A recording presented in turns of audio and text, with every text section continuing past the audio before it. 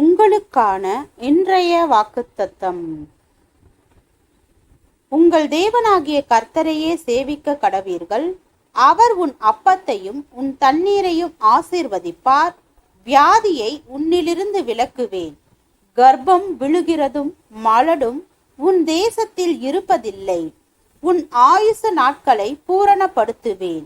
எனக்கு பயப்படும் பயத்தை உனக்கு முன் செல்லும்படி செய்வேன். நீ செல்லும் இடமெங்கும் உள்ள ஜனங்கள் எல்லாரையும் கலங்கடித்து உன் சத்துருக்கள் எல்லாரையும் முதுகு காட்ட பண்ணுவேன். உன் முகத்திற்கு முன்னின்று ஏவியரையும் கானானியரையும் ஏத்தியரையும் துரத்திவிட குளவிகளை உனக்கு முன்னே அனுப்புவேன். யாத்ராகமம் 23வது அதிகாரம் வசனம் 25 முதல் 28 வரை.